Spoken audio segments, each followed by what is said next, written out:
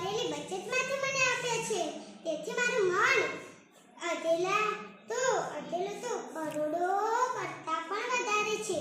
અસ્તુ જય હિન્દ.